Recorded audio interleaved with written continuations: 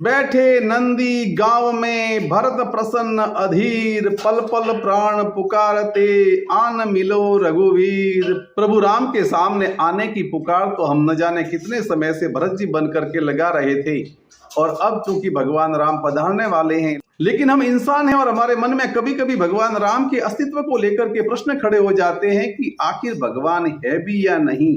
अगर ऐसा है, प्रभु राम के बारे में अगर ऐसे हमारे मन में प्रश्न पैदा होते हैं, तो मैं आपके सामने कुछ प्रश्न लेकर के आया हूं। अगर आप इन प्रश्नों के उत्तर ढूंढ पाएं, इन हवाओं से पूछो कि तुम कौन हो, उगते सूरज से पूछो कि तुम कौन हो, बरसते बादल से पूछो कि तुम कौन हो, खिलती कलियों से पूछो कि क्यों खिल रही, अपनी सांसों से पूछो कि क्यों चल रही, यह जन्म मरण की रीति क्या है, सांसें कब थम जानी है, इसकी नीति क्या है।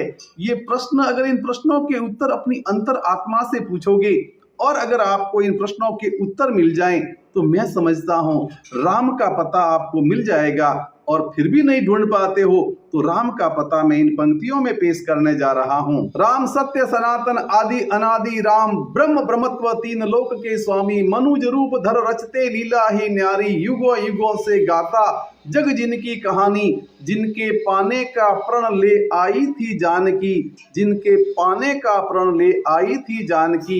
यानी जहां लक्ष्मी मैया जानकी का रूप धारण करके स्वर्ग लोक से पृथ्वी लोक तक आई थी, हमारे प्रभु वो राम हैं। और फिर शायद हम इंसान हैं, इसलिए ये पूछ बैठे कि आखिर राम है कहाँ। तो लीजिए अगली पंक्तियों में राम को कहाँ ढूंढें।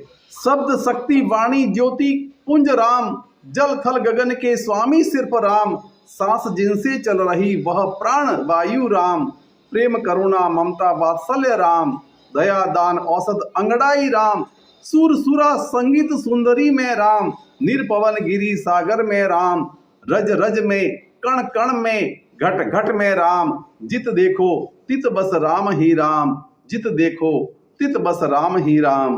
बोलिए जय श्री राम।